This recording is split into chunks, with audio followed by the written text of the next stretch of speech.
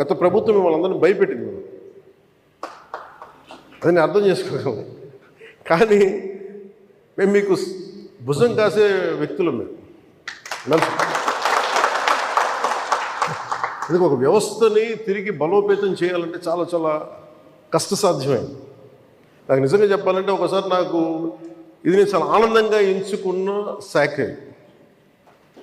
నేను ప్రభుత్వ ఉద్యోగ కొడుకుని, ఆ జీతాల మీద మేము పెరిగిన వాడిని.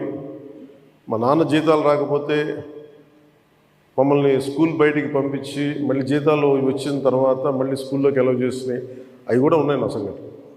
అలాంటి సంఘటనలు ఉన్నాయి. అందుకని నీ కష్టాన్ని అర్థం చేసుకోగలను. అంటే 1వ తారీఖు జీతం రాకపోతే ఏమవుద్దు నాకు అనుభవం ఉంది.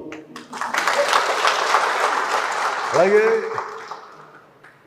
ఆఖరి వారంలో డబ్బులు అయిపోతే కూడా ఆ పరిస్థితి కూడా నాకు తెలుసు. మా పొరపాటున మేము ఏదో ఇవి జరిగిపోయినాయి, కానీ మేము ఇలా ఈ సినిమా రంగంలో ఇవన్నీ ఉండటం వల్ల బేసిక్గా చాలా సాధారణ స్థాయి నుంచి వచ్చాం. కాబట్టి అన్నిటికంటే కూడా సాధారణ స్థాయి మాకు భగవంతుడి వచ్చిన మమ్మల్ని తీసుకొచ్చిన సాధారణ స్థాయి కష్టాలని మేము మర్చిపోం.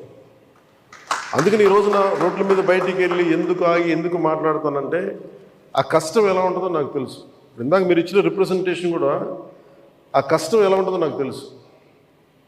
సో ఇలాంటి స్పందనకి వెంటనే ఉంటుంది కదా. నేను కోరుకునేది ఏంటంటే మిమ్మల్ని గత ప్రభుత్వం మిమ్మల్ని భయపెట్టింది. అంతకుముందు ఉన్న ప్రభుత్వంకి మీరు ఏదైనా ఒక నిరసన చెప్పడానికి చాలా బలంగా చెప్పగలిగేవారు.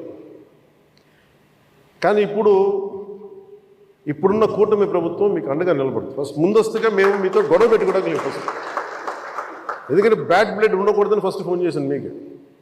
అరే వస్తే నువ్వు కలవలేదండి, నువ్వు కూర్చొని పెద్ద ఆఫీసులను కలుస్తాం, మమ్మల్ని కలవవా అనే ఒక చిన్న బాధ ఏదైనా ఉంటుంది. ఎందుకంటే నాకు తెలుసు, మా నాన్న బాధ నాకు తెలుసు. అందుకని వెంటనే ఫోన్ చేశానండి. ఆ కష్టం నాకు తెలుసు.